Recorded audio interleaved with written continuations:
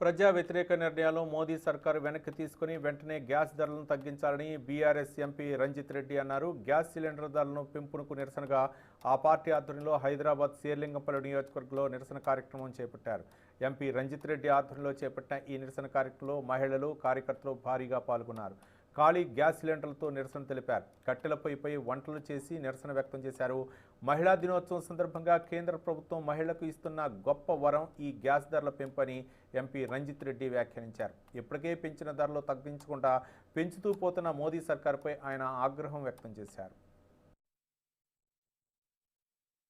అందరూ మా BRS party నాయకులందరితో సమక్షంలో ఇవాళ మహిళా దినోత్సవం రోజు మహిళలందరూ పండుగ చేసుకుందామన్న మూడ్లో ఉంటే మోడీ గారు ఇవాళ 50 రూపాయల సిలిండర్ ధర పెంచిందని చెప్పి ఏ మహిళ కూడా మహిళా దినోత్సవం సంబరాలు చేసుకోకుండా రోడ్ల మీదకి వచ్చి ఇవాళ వద్దురా నాయన మోడీ గారి పాలన అని చెప్పి అరవడము, నిజంగా ఆ చితికి నిప్పు అంటిస్తా అని చెప్పి మహిళలు ముందుకు రావడము దీంతో తెలిసిపోతుంది. దీంతో బీజేపీకి తెలియాలి మహిళల ఉద్దేశం ఏంది, ఏ దేశంలో ఎంతెంత ధరలు పెరిగినాయి, మన భారతదేశం ఎంత పెరిగిందని చెప్పి ఇవాళ రేపు సోషల్ మీడియాలో అన్నీ ఫాస్ట్గా ఉన్నాయి.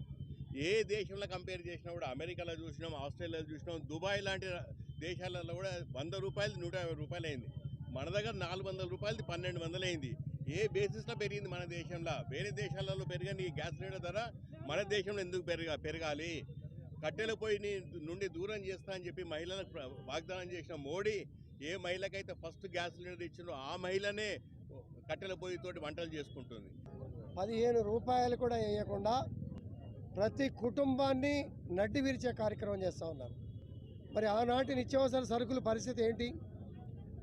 పెట్రోల్, డీజిల్ పెరగటం మూలాన ట్రాన్స్పోర్టేషన్ పెరిగిపోయి రైతుకు కూడా పండించినటువంటి కూరగాయలు కావచ్చు, నిత్యావసర సరుకులు కావచ్చు, రైతు గిట్టుబాటు ధర లేకపోయినప్పటికీ కూడా ట్రాన్స్పోర్టేషన్ రేట్లు పెరిగిపోయి నిత్యావసర సరుకుల మీద పడి సామాన్య ప్రతి కుటుంబంలోనూ కూడా భారం పడే పరిస్థితి మీరు అందరూ కూడా చూస్తూ ఉన్నారు.